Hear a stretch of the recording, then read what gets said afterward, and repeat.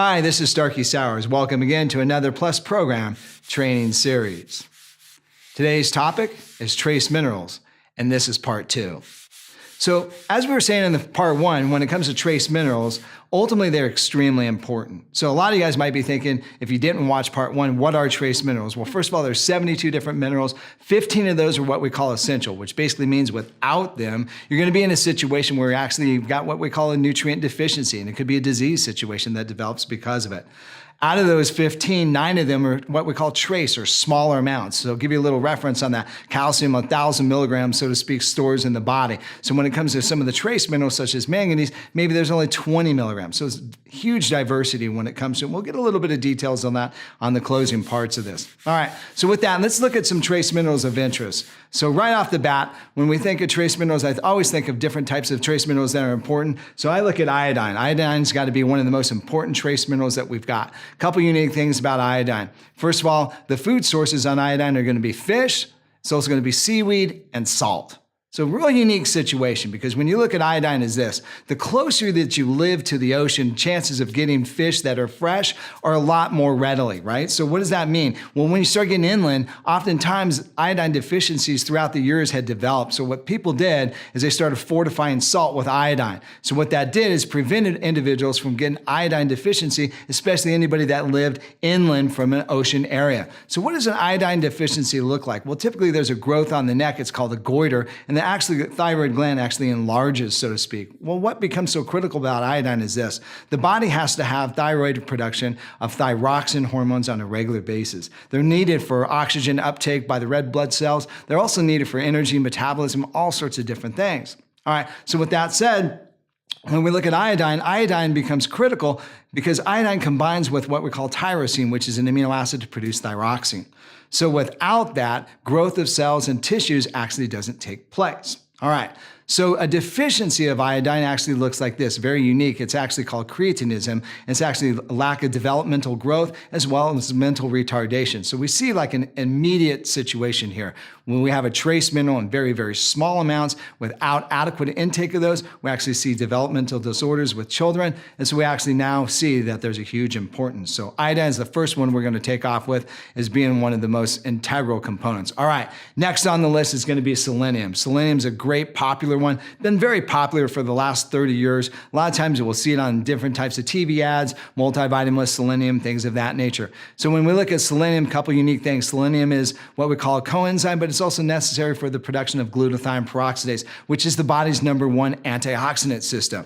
And so, as we were saying earlier, a lot of trace minerals are coenzymes. In this situation, 3 particular amino acids combine together with an enzyme, and that enzyme has to be activated by selenium, and then it produces glutathione, which is an actual immune modulator. So selenium oftentimes will find its way into different types of supplements, including immune supplements, but a couple of unique things about selenium is this. When we look at the food sources, it's typically going to be organ meats and things of that nature, as well as seafood, as well as also whole grains and fruits and vegetables. But remember, when it comes to the soil dictates how much of that mineral is going to be available. Selenium is typically chronically deficient across most overproduced soil conditions.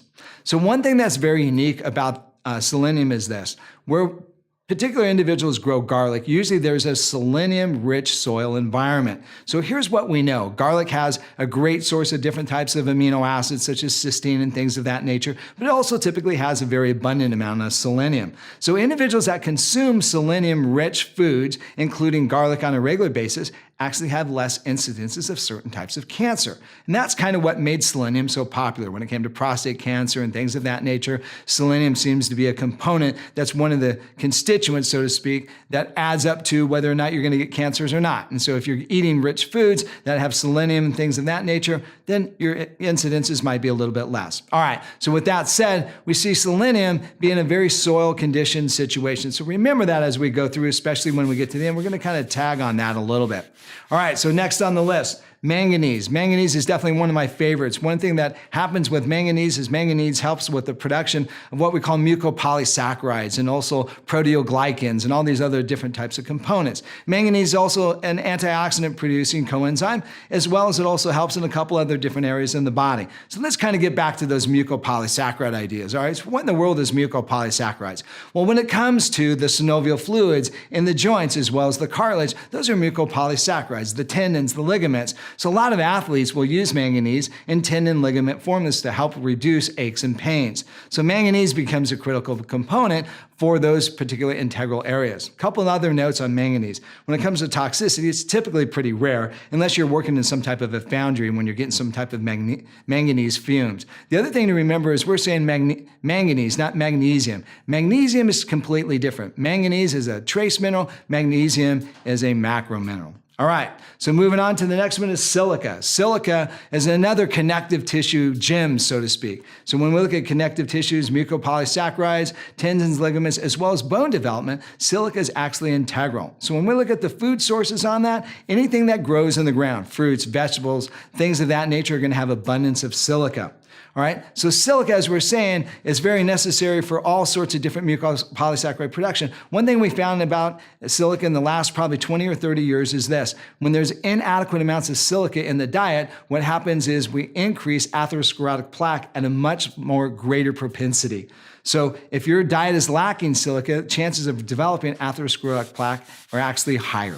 All right, so let's kind of wrap up this series of trace minerals. When we look at a couple unique things, the parameters on trace minerals are a lot less. We look at vitamin C, 60 milligrams of vitamin C is the RDA. Toxic amounts are like 10 grams a day, huge diversity. Calcium on the other incidence, 1,000 milligrams is the RDA, 2,500 is like the maximum you want to have. Then you start looking at trace minerals, it gets down into micrograms. You definitely don't want to overuse trace minerals. Be cautious about using them in abundance. You don't want to do that. The other thing is food sources are going to vary greatly when it comes to the amount of trace minerals that are in the food itself. It's going to be soil dependent. Organic foods typically have more and give you a little bit better value for your buck, so to speak, when it comes to trace minerals. All right, so that should give you a little bit of a foundation on trace minerals, kind of get you up and running, set you in the right spot, make sure your multivitamins got trace minerals in it. This is Starkey Sowers. Thanks again for watching another Plus Program training series.